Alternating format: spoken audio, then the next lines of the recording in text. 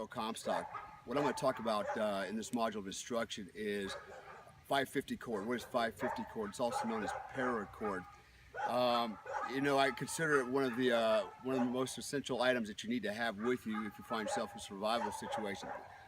Actually, ultimately, what you really want to have, and that is going to be a lifesaver, is your knife, your tool, so to speak. But if you can carry 550 cord with you, it'll make your life a lot easier. So 550 cord really is nothing more than parachute cord. So I have a strand of black cord here. Basically, it's 550 cord. It's about 550 pounds of tensile strength. It has 7 more strands of cord on the inside, okay, which gives it the strength.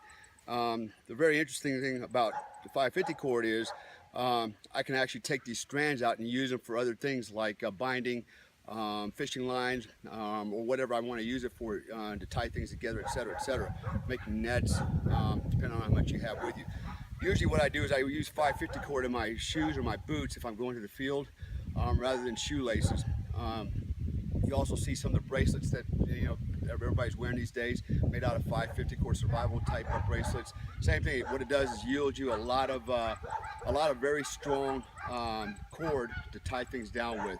So what we're going to do here is I'm going to demonstrate how do you gut this and just some things you need to know about it. So 550 cord, if I want to use a strand of it, what I'm going to basically do is I'm going to cut it, all right, and then I'm going to gut it. All right, so when I gut it, I take out my 5 strands, or 7 strands, correction, okay, and then I separate them. And I use them any way that, you know, whatever I deem necessary for the situation. So, and of course I've got this piece that's still very strong, still very usable. Now, after you cut your 550 cord, it's always advisable to take a lighter if you have one with you in the field, which is another essential tool, survival tool, if you can remember to bring one. Basically what you want to do is burn the end of the nylon and fuse it all together. Basically I'm going to melt it so that it doesn't fray. Okay, don't take your fingers and do this. It's very hot and it'll burn the crap out of you. So just kind of fuse the ends together if you have to. Maybe use a lighter to kind of flatten it out somewhat. And that keeps it, what it keeps it from doing is this. At the end, you got a big mess, right? So all I have to do here is actually I can burn all that off, which I'll go ahead and do that now.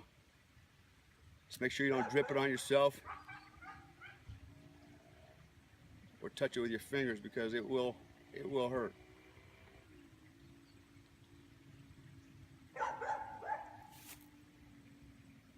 And you see, it just turns into a big wad of plastic.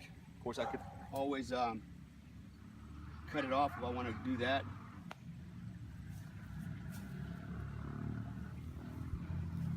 It's cool enough now that I can kind of do this and dress it up a little bit.